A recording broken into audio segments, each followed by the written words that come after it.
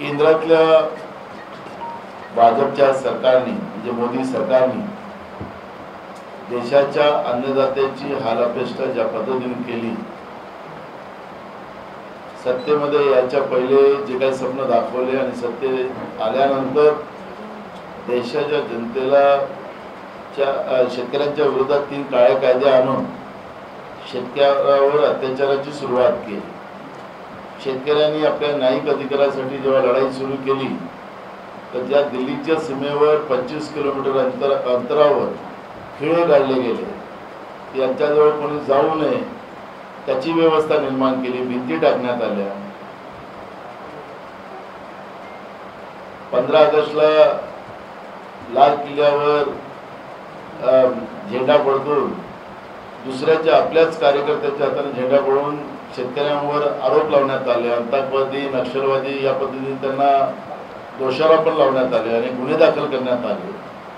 आणि त्याच्यानंतर कळस लखीमपूर खैरीमध्ये जो गाठला गेला, शेतकऱ्यांनी न्यायिक हक्कासाठी ज्या 3 काळ्या कायद्याच्या विरोधात लढाई सुरू केली, तर केंद्रातल्या मंत्र्याच्या मुलांनी या शेतकऱ्यांच्या अंगावर गाडी चालवून पत्रकार आणि शेतकऱ्यांना कुचलून मारलं आणि या अत्याचाराची सीमा त्यांनी ओलांडली। त्यावेळेस मागणी झाली की त्या मंत्र्याचा राजीनामा झाला पाहिजे, पण अजूनपर्यंत त्याचा राजीनामा झाला नाही। म्हणजे याचाच अर्थ नरेंद्र मोदींच्या इशाऱ्यावर त्या पद्धतीचा एक हत्याकांड घडवला गेलेला होता, हे आता स्पष्ट झालेलं आहे। आणि त्या हुतात्म्यांना, त्या 3 शेतकऱ्यांच्या आणि पत्रकारांच्या ज्या अस्थी आहेत, त्या अस्थी आता आपल्या महाराष्ट्राच्या भूमीवर आणल्या जाते आहेत आणि त्यांच्यावर झालेला त्यांच्या ज्या न्यायिक हक्कासाठी त्यांनी जी लढाई उभी केली होती ती सक्सेस व्हावी आणि हुतात्म्याचं बलिदान वाया जाऊ नये यासाठी महाराष्ट्रामध्ये जे अस्थी आणल्या जातात आहेत,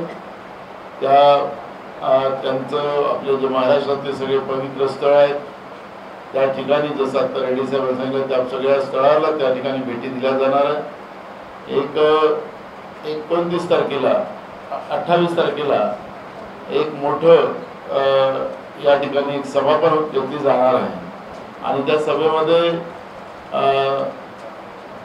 काँग्रेस, राष्ट्रवादी, शिवसेना आणि संयुक्त कृती समितीचे म्हणजे कामगार संघटनेचे सगळे लोक आणि मोठ्या प्रमाणात कामगार आणि शेतकरी त्या सभेला उपस्थित राहणार आहे आणि म्हणून ही संयुक्त मीटिंग आम्ही या ठिकाणी घेतो आहे।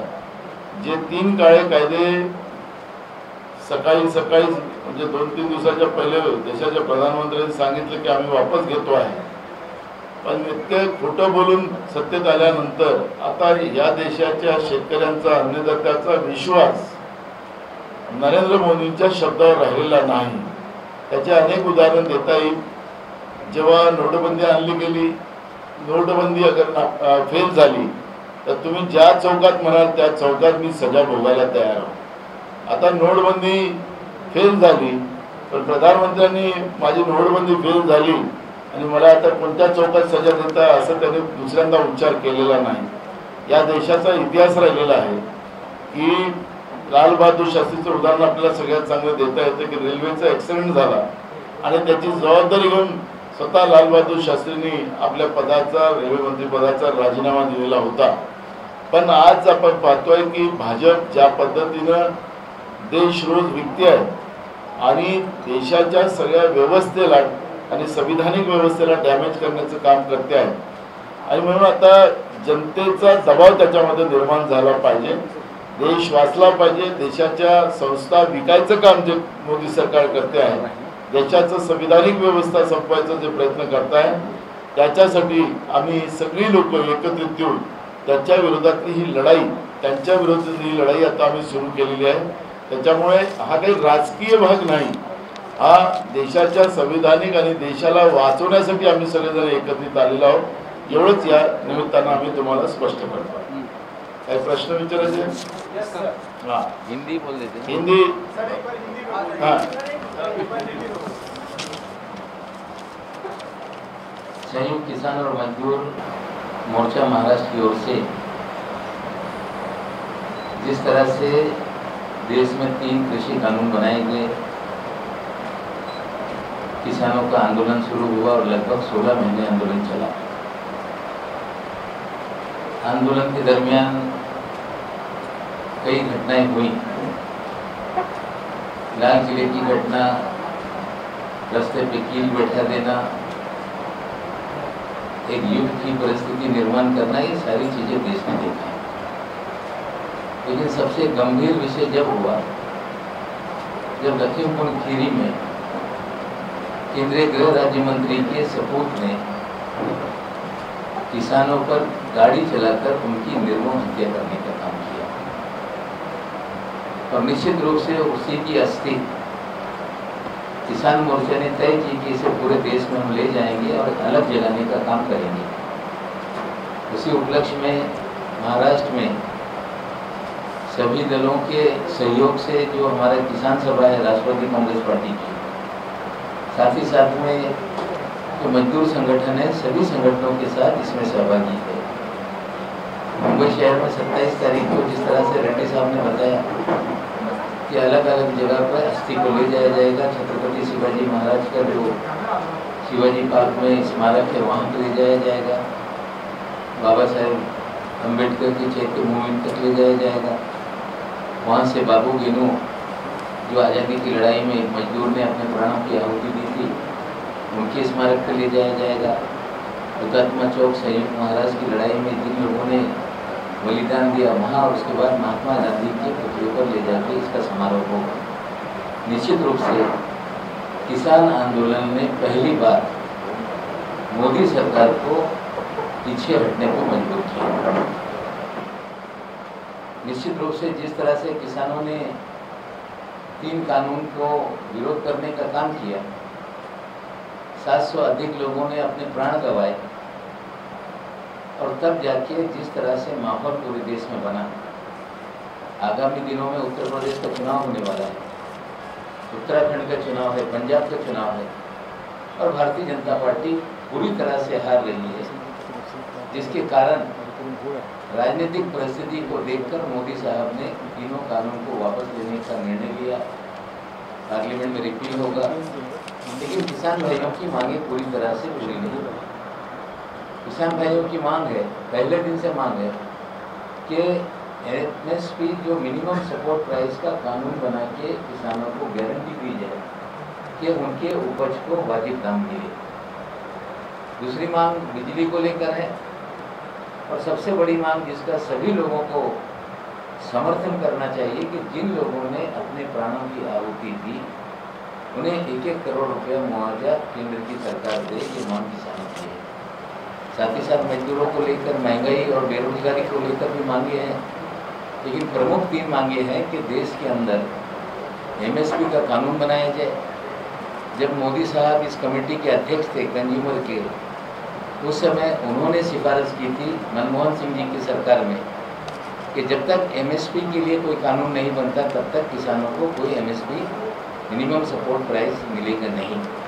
अगर मोदी साहब ने स्वयं ये सिफारिश की थी तो मोदी साहब की जिम्मेदारी बनती है कि ये कानून बनाएं, और ये भी जिम्मेदारी बनती है कि किसानों को सस्ती बिजली मिले, उसकी व्यवस्था कानूनन की जाए। और 700 किसानों ने अपने प्राणों की आहुति दी है, निश्चित रूप से उन्हें मुआवजा देना होगा, क्योंकि अगर सरकार पहले दिन बिल वापस ले लेती, 16 महीने अगर ये आंदोलन नहीं चलता तो इतने लोगों की जानें नहीं जाती। और जिस तरह से निर्मम हत्या की गई, हम सबकी मांग है कि मंत्री महोदय अगर केंद्र में गृह राज्य मंत्री है, जो चेतावनी देकर लोगों की हत्या करने का काम करते हैं, गिरफ्तारी होती नहीं, न्यायालय में मामला जाता है तब गिरफ्तारी होती है, और जब तक गृह मंत्री के पद पे वे बने रहेंगे किसानों को इंसाफ नहीं मिल सकता। उन्हें तत्काल रूप से बर्खास्त करना चाहिए, ये भी सभी किसानों की मांग है और हम उसका भरपूर समर्थन करने का काम करते हैं। पहले से ही भारतीय जनता पार्टी ये किसानों की पार्टी कभी नहीं रही। भारतीय जनता पार्टी किसानों के माल की लूट करने वालों की पार्टी रही है। देश में जिस तरह से किसानों के संसाधनों का लूट हो रहा है, उनकी उपज जिस तरह से सोयाबीन को दाम मिल रहा था, किसानों का सोयाबीन घर तक आने वाला है, को इंपोर्ट करके दाम को घटाने का फैसला मोदी साहब ने किया। जब जब किसानों के हित की कोई बात आती है तो कहीं ना कहीं किसानों के माल की लूट करने वालों के समर्थन में ये सरकार खड़ी रहती है। पूरी तरह से केंद्र की बीजेपी की सरकार किसानों के और मजदूरों के खिलाफ है। जिस तरह से कृषि विधेयक बनाए गए उस तरह से भी लेबर कोड बनाया गया है, जिसके तहत मजदूरों के भी बहुत सारे अधिकारों का हनन होने वाला है। उसको लेके भी राज्य सरकार अलग अलग दिशा में सोचने का काम कर रही है कि कैसे इन चीज़ों को भी हम रोक सकते हैं। निश्चित रूप से ये संयुक्त किसान मोर्चा जो देश का है उसके समर्थन में लगातार मुंबई शहर में हम सभी दलों ने मिलकर समर्थन में आंदोलन किए। इसी आज़ाद मैदान में सभाएं हुई और निश्चित रूप से 27 तारीख के कार्यक्रम में सभी लोग हम साथ में रहेंगे और 28 तारीख की जो सभा है उसमें पॉलिटिकल नेताओं को न लाके जो किसान सभा का मजदूर संयुक्त मोर्चा किसान मोर्चा है उसका निर्णय है कि मंचों पे नेताओं के भाषण ना हो। निश्चित रूप से किसान नेता उसमें टिकैत जी होंगे, अन्य नेता होंगे।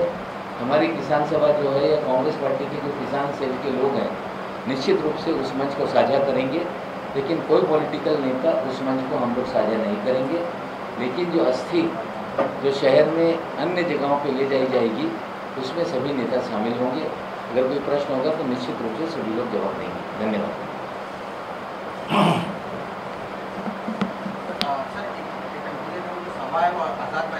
जी 28 को अस्थि प्लस जी 27 को अस्थि कलश रैली होगी, अभिवादन सभा महात्मा गांधी जी के प्रतिमा के पास तारीख को रैली होगी। उस अस्थि कलश का जो रैली निकलेगी उसका समारोह महात्मा गांधी जी की प्रतिमा के सामने होगा। First of all, I want to congratulate to all the farmers and all the parties who have supported the farmers, and now we are at the winning side. Still, the captain of politics have already said that still we have not won fully whatever the views which they are asking. But one question I would like to ask the champion of politics, Mr. Nawab Malik. Sir, our country has got independence since last 70 years. But being a journalist, I would like to ask you with due respect that since the 70 years we are having this independence, and day by day our politics is becoming worse and worse. Now our BJP government is the finest rule coming, ruling the party, ruling the country, Indian country. But day by day it's becoming worse and worse. No, what you asked the question. You asked the question. I want to know that how it's going to improve. There is a constitution in the country. Nobody can go beyond the constitution. If any government have right to bring a bill, they have right to repeal the act. Definitely, many of the things are happening in this country. People are scared. So I thought there should not be any kind of a scare in the mind of an Indian citizen. You all are equal, whether you belong to a political party or a common man. You have equal right. You have to understand. And Constitution of India is still alive. Nobody can go beyond the Constitution. आपण एक मला असं वाटतं कि मुझे ऐसा लगता है कि हम लोग जो प्रेस जिस विषय में चल रही है उसी विषय में लटके रहेंगे तो बड़ा अच्छा रहेगा। थोड़ा क्योंकि ये महत्वपूर्ण इशू है, उसमें हमारे एक पत्रकार का भी उस लखीमपुर खीरी में हमारा एक पत्रकार भी शहीद हुआ है, तो इसलिए मुझे लगता है कि इसका सीरियसनेस रखकर हम लोग इसी लाइन पे रहेंगे तो ये इशू को प्रॉपर हम बना सकें।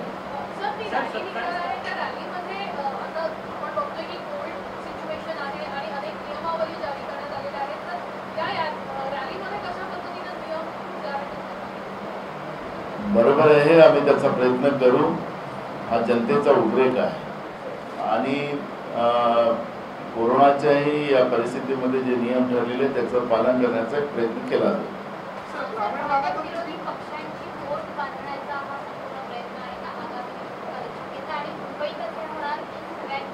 मी पहिले सांगितलं की ही राजकीय रॅली नाही, आम्ही सगळे पक्ष, कारण की आपण पाहिलं की ज्यावेळेस हे 3 काळे कायदे आले, त्या 3 काळ्या कायद्याच्या विरोधात ऑलरेडी आम्ही सगळ्यांनी विरोध केलेला होता आणि या देशातल्या अन्नदात्याला संपवण्यासाठी ते कायदे केलेले होते. आज त्याच्यानंतर जी अत्याचाराची छडी जी निर्माण केली आणि त्याच्यानंतरचा हा उद्रेक आहे, हा शेतकऱ्यांचा आणि कामगारांचा उद्रेक आहे, पत्रकारांचा उद्रेक आहे आणि म्हणून या उद्रेकाला लोकशाहीच्या या व्यवस्थेमध्ये आम्ही सोबत सगळ्यांनी लढलं पाहिजे. याला राजकारण आलं नाही पाहिजे, ही त्याच्यातली काळजी घेतली जाणार आहे. जो दोषी असेल त्या दोषीवर कारवाई व्हावी, कारण की ही देशाची लढाई आहे, देशाच्या संविधानिक व्यवस्थेची लढाई. याचं आम्ही पहिले स्पष्टीकरण आपल्याला दिलेलं आहे. सवाल ये बन रहा है कि जो इन कायदों को लेकर आप सब लोगों ने विरोध किया, वो केंद्र सरकार ने वापस लेने का फैसला किया है, लेकिन बावजूद इसके जो किसान हैं वो आंदोलन जारी रख रहे हैं. आप उन किसानों से क्या विनती करना चाहेंगे? लंबे समय से वो आंदोलन कर रहे हैं, जो मुख्य मांग थी वो सरकार ने हमसे घुटने टेक दी है. आपको लगता है लोगों ने घर जाना चाहिए, घर परिवार? विश्वास किसके ऊपर करें? कैबिनेट में भी फैसला हो गया. वो सुना ना, देश के प्रधानमंत्री, आपको नोटबंदी का एक सिंपल उदाहरण हमने दिया कि प्रधानमंत्री जी ने खुद गोवा में नोटबंदी के बाद कहा था कि अगर नोटबंदी 50 दिन में अगर फेल होती है तो आप जिस चौक में बोले उस चौक में मुझे जो सजा दे मैं उसके लिए तैयार हूँ. आज देश किसी से भी पूछ लीजिए, आप अपने से भी पूछ लीजिए कि नोटबंदी सक्सेस हुई क्या. अगर देश का प्रधानमंत्री ओपनली अगर ये वक्तव्य देता है और उसका पालन नहीं करते हैं, देश तो नोटबंदी में बर्बाद हो चुका है.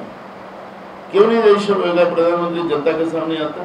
क्यों नहीं कुर्सी खाली करने की बात करता? करना कि नहीं करना, देश की जनता माफ करना कि नहीं करना, आखिर लोकतंत्र है. प्रधानमंत्री जी ने बोल दिया तो उनके ऊपर विश्वास कौन करेगा? कई सवाल खड़े हो चुके हैं. पहला ऐसे देश का प्रधानमंत्री है, हम लोग 74 साल पूरे करके 75 साल में लोकतंत्र में जा रहे हैं और ये देश के पहले प्रधानमंत्री ऐसे कि उनके ऊपर कोई विश्वास करने को तैयार नहीं, देश का अन्नदाता तैयार नहीं. उनके बोलने की बात अलग होती है और फिर दिखाने के दांत अलग होते हैं और खाने के दांत अलग होते हैं. और इसलिए कैबिनेट में भी डिसीजन हो गया होगा, लेकिन पार्लियामेंट में ये कायदा रिफिल करना पड़ेगा क्योंकि ये कायदा है, ये संविधानिक दुरुस्ती करके लाई गई है, तो उनको वो लाना पड़ेगा. उसका ड्राफ्ट कैसा रहेगा, कैसा कायदा रिफिल करने वाले, जब तक वो सामने नहीं आएगा, जब तक उनके ऊपर विश्वास नहीं किया जाता, और विश्वास नहीं किया जाता करके उनके ऊपर सवाल खड़े हो चुके हैं. देखिए, पहले दिन से जब किसानों से बातचीत चल रही थी तो तीनों कानून रद्द किए जाए, इसके साथ साथ एमएसपी का कानून बने, ये मांग पहले दिन से थी. हमें लगता है किसानों की अधूरी मांगे पूरी हुई है. एमएसपी के कानून की मांग अभी तक पूरी नहीं हुई और केंद्र की गलत नीतियों के कारण 700 से ज़्यादा लोगों ने अपने प्राण गंवाए हैं. तो अगर सरकार उसकी जिम्मेदारी उसके ऊपर है तो उनको मुआवजे की भी बात करनी चाहिए. हमें लगता है किसी भी लोकतंत्र में संवाद बिना कोई भी रास्ता नहीं निकलता. शुरुआत में संवाद बनाया गया, फिर आंदोलन को बुलडोज करने की कोशिश की गई. अब एक तरफा घोषणा हो रही है कि कुछ किसानों को हम समझा नहीं पाए. अब कुछ किसान कह के क्या देश के किसानों के लिए कानून बना था कि कुछ किसानों के लिए? हमें लगता है जिस तरह से शब्दों का प्रयोग हो रहा है, जिस तरह से चीज़ें बताई जा रही है वो गलत है. पहले दिन से किसान मांग कर रहा था कि एमएसपी का कानून बने. केंद्र की गलत नीतियों के कारण 700 किसानों ने जाने दी है. हमें लगता है संवाद बनाए, एमएसपी का कानून बने, किसानों के जिन लोगों ने अपने परिवार के सदस्य खोए हैं उन्हें मुआवजा दें. तो हमें लगता है संयुक्त किसान मोर्चा बात के लिए तैयार है. बात की शुरुआत मोदी सरकार करे.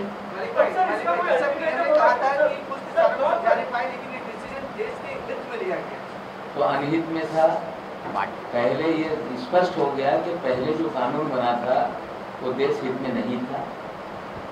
15 महीने आंदोलन चला, मोदी जी के गलत निर्णय के कारण चला और 700 लोगों ने अपने प्राण गंवाए तो मोदी जी के गलत नीतियों के कारण गंवाए. इसीलिए हमारा कहना है कि 700 किसान जिन्होंने प्राण गंवाए उनको मुआवजा दें और संवाद शुरू करें, एमएसपी का कानून बनाएं और दीगर मांगे हैं. उस पर भी चर्चा शुरू हो। पटौदी जी, जो साक्षी महाराज ने कहा है कि कानून बनते बिगड़ते रहते हैं, वापस आ जाएगा, तो उस पर आपका क्या कहना है? उसके आगे जो राज्यपाल जी है उनके कोई मिश्रा जी, उन्होंने तो कहा कि ठीक है, ये जैसे ही चुनाव हो जाएगी तो और कानून वही लाएंगे हम। तो जो है उनका स्पष्टता नहीं है। बीजेपी के लोग एक तरफ प्रधानमंत्री कह रहे हैं कि हम बदल रहे कानून को रिफिल कर रहे हैं, और एक तरफ उन्हीं के लोग बोल रहे हैं कि हम लोग वही कानून दोबारा लाएंगे। तो जिस तरह से किसानों की चेष्टा की जा रही है, देश के अन्नदाता की चेष्टा की जा रही है, ये बात गंभीर है। और इसलिए हमने शुरुआत में कहा है कि किसान मोर्चा हो या हम सभी दल है जो इस 3 कानून के विरोध किए थे, सब एक साथ इस लड़ाई को हम लोगों ने एक्सेप्ट कर लिया और ये लड़ाई उसी तरह की है।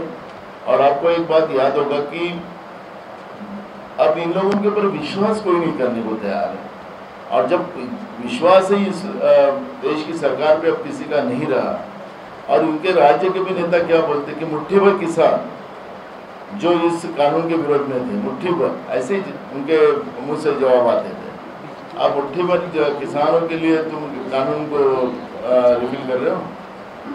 इसलिए ये जो इन लोगों ने किसानों की जो मजाक बना के रखी है देश में, यही सबसे बड़ी देश के लिए खतरनाक बात है।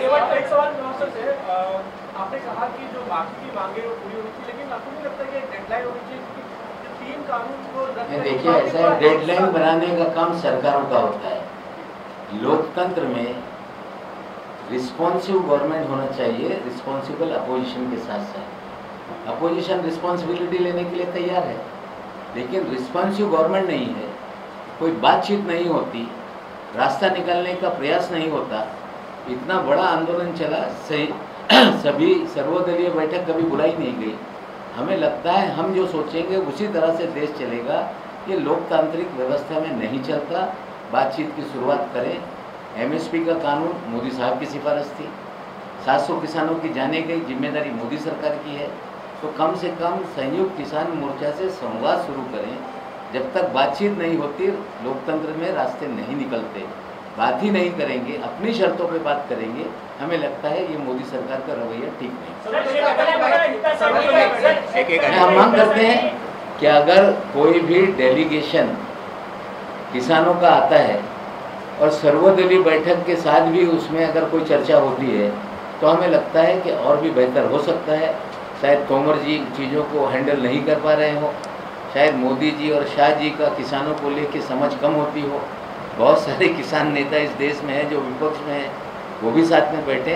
हमें लगता है चर्चा करनी है तो किसान जो संगठन है वो सभी पक्ष के नेता और सरकार ट्राईपार्टेट भी अगर डिस्कशन होगा तो कोई रास्ता निकल सकता है, लेकिन रास्ता निकलने की इच्छा होनी चाहिए जो 15-16 महीने से नजर नहीं आ रही।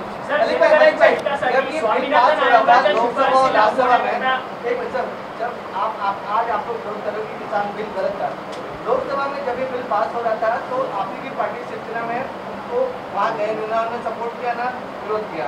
राज्यसभा में एनसीपी की तरफ से भी कोई डिसीजन नहीं लिया गया। जब ये बिल लोकसभा देखिए, ऐसा है कि कोविड को लेके कोई गैलरी में बैठा है, कोई नीचे बैठा है। जिन परिस्थितियों में बिल लाया गया, पहले दिन सिफारिश की गई थी कि इसे चिकित्सा समिति के पास भेजा जाए ताकि इस पर गहन चर्चा हो, लेकिन सरकार को बुलडोज करना था, उन्होंने बुलडोज कर दिया। ये भी कहा जाता है कि पवार साहब इसी तरह का बिल लाना चाहते थे। हाँ, पवार साहब बिल लाना चाहते थे कंसेंसस बना के, सभी पक्षों को विश्वास में लेके, सभी सरकारों को विश्वास में लेके। हम सोच रहे हैं हम कर देंगे, ये भूमिका कभी भी यूपीए सरकार की नहीं थी, लेकिन जिस तरह से मोदी सरकार ने निर्णय लिया, हमें लगता है बुलडोज किया है, इसीलिए वापस लेना पड़ा। अभी भी अगर रास्ता निकालना चाहते हैं तो देश में अगर लोकतांत्रिक व्यवस्था है तो विपक्ष की भी आवाज़ रहती है। विपक्ष, केंद्र की सरकार, संयुक्त किसान मोर्चा साथ में कोई एक सिस्टम बनाए, बातचीत शुरू करे, रास्ता निकलेगा। स्वामीनाथन आयोगाच्या ज्या काही शिफारसी आहेत त्या लागू करण्याकरता महाविकास आघाडी सरकार केंद्र सरकारला निवेदन वगैरे देणार का? काही आंदोलन वगैरे राज्यभरात तुम्ही करणार आहात का या स्वामीनाथन आयोगाच्या शिफारसी? ऑलरेडी आमचं काम चालूच आहे आणि ही जी आता आंदोलन चालू आहे, आता हे आपल्या 27-28 तारखेला जे आपल्या राज्यामध्ये जे अस्थिकलश होणार शेतकऱ्यांच्या आणि पत्रकाराचं, त्याच्या मागचा उद्देशच तो आहे की शेतकऱ्यांचा हिताचा कायदा व्हावा, फुलप्रूफ असावा, शेतकऱ्यांची लूट कुठे होता कामा नये याची काळजी आता ह्या नवीन कायद्यामध्ये असावी, ही भूमिका आमची आहे आणि त्या पद्धतीचा कायदा आहे. स्वामीनाथन आयोगाच्या शिफारसी याच्या बरोबर आहे ना, फुलप्रूफ कायद्यामध्ये स्वामीनाथन समितीच्या शिफारसी आल्याच पाहिजे. सर, एकीकडे आपण म्हटलं आहे की जसं भाजपच्या विरोधात सगळ्यांनी एकत्र येणं गरजेचं आहे, तर आलेलेच आहो. दुसरीकडे तुम्ही सांगता की स्थानिक स्वराज्य निवडणुका ज्या आहेत त्या काँग्रेस स्वबळावर मी बघा 2 गोष्टी सांगितल्या. तो राजकारणाचा भाग आहे आणि हा भाग जो आहे देशाच्या हिताचा, देशाच्या शेतकऱ्यांचा, त्याच्यासाठी आम्ही एकत्रित आलेलो असं आम्ही सुरुवातीला सांगितलं. तुमचा प्रश्न येणार आम्हाला माहितच होता म्हणून आम्ही पहिलेच सांगितलं.